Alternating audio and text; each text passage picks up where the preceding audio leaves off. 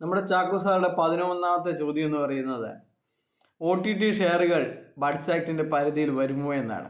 അപ്പോൾ ചാക്കോ സാർ ഇതിനുള്ള മറുപടി നൽകുന്നത് OTT ഷെയറുകൾ ബഡ്സ് ആക്ടിൻ്റെ പരിധിയിൽ വരുന്നില്ല എന്നതാണ് നമ്മുടെ വാദം.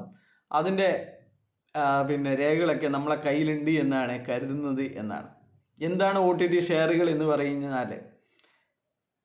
നിയമവിരുദ്ധമായി പണം പിരിച്ചു അതിന് ഒരു share certificate, mortgage capital bond എന്ന് പറഞ്ഞു കഴിഞ്ഞാൽ നമ്മുടെ ആസ്തി വിറ്റിട്ടും നിങ്ങൾക്ക് ഈ പൈസ നിങ്ങൾക്ക് തിരിച്ചു തരും എന്നുള്ള അർത്ഥത്തിൽ ഉള്ള ഒരു ബോണ്ടാണ് കൊടുത്തിരിക്കുന്നത്. ഒരു വാടക കെട്ടിടം പോലും ഇല്ലാത്ത ഇവർക്ക് എവിടെയാണ് ആസ്തി? മക്കളെ പേരിലേക്ക് അക്കൗണ്ടുകൾ നിക്ഷേപമിട്ടവർക്ക് എങ്ങനെയാണ് ആസ്തി ഉണ്ടാവുക? ആസ്തി എന്ന് പറഞ്ഞു കഴിഞ്ഞാൽ ഒരു തുണ്ട് ഭൂമി പോലും ഇവരുടെ പേരിൽ വാങ്ങിക്കൂട്ടാതെ എന്ത് ആസ്തിയാണ് ഇവർ ഈടുവെക്കേണ്ടത്? 2019 മുതൽ ഇത്തരത്തിലുള്ള ബോണ്ടുകൾ ഇവർ ഇറക്കിയിട്ടുണ്ടായിരുന്നു. OTT എന്ന് പകരം അതിനെ ഹൈറിച്ച് DS കമ്പനി എന്നാണ് അതിന് പേര് നൽകിയിട്ടുണ്ടായിരുന്നത്.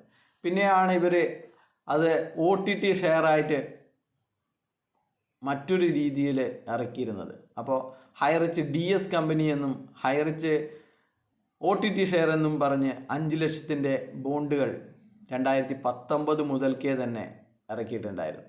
നിങ്ങൾക്കറിയാം 2023 ഈ OTTയും തട്ടിപ്പുകളൊക്കെ വരുന്നത്. പക്ഷേ 2019 മുതൽ വിദേശ രാജ്യങ്ങളിൽ പോയി OTT ഷെയർ എന്നും ഈ ഹൈറിച്ചിൻ്റെ DS കമ്പനിക്ക് വേണ്ടി ഷെയർ പിരിച്ചിട്ടുണ്ടായിരുന്നു, മോർട്ടേജ് ക്യാപിറ്റൽ ബോണ്ട് എന്ന് പറഞ്ഞിട്ട്.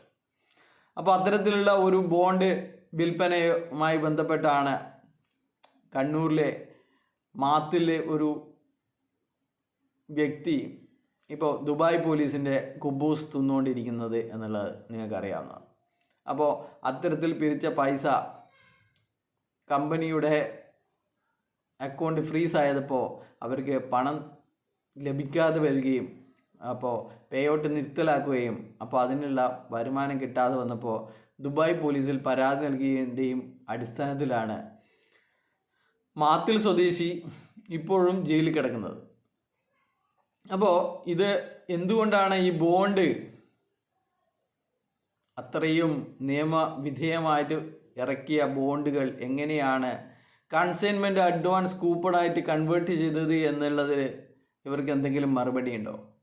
അപ്പോൾ എങ്ങനെയായാലും പണം പിരിക്കുക, പിടിക്കപ്പെടുന്നവരെ പണം പിരിക്കുക എന്നുള്ള തന്ത്രമാണ് KDN കമ്പനി നടത്തിക്കൊണ്ടിരുന്നത്.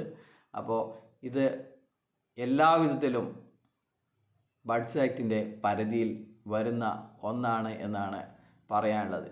എന്തായാലും ഇത്തരത്തിലുള്ള ചോദ്യങ്ങൾ ഉണ്ടാകുമ്പോഴാണ് നമുക്ക് അല്ലെങ്കിൽ മറ്റുള്ളവർക്ക് ഇതിനെക്കുറിച്ചുള്ള ചിന്ത ഉണ്ടാകുന്നത്. ഇത്തരത്തിൽ ഇവർക്ക് യാതൊരുവിധ അനുമതിയുമില്ലാതെയാണ് ഇവർ മോർട്ടേജ് ക്യാപിറ്റൽ ബോണ്ട് എന്ന് പറഞ്ഞിട്ട് ഇറക്കിയിരിക്കുന്നത് എന്ന് ഇതിനെക്കുറിച്ച് ചെറിയ തോതിലുള്ള വിവരമുള്ളവർക്ക് പോലും മനസ്സിലാകുന്നതാണ്. അപ്പോൾ ചാക്കോ സാർ പറഞ്ഞ ന്യായീകരണം തീർത്തും തെറ്റും വാസ്തവവിരുദ്ധവുമാണ് എന്നാണ് പറയാനുള്ളത്. ബൈ.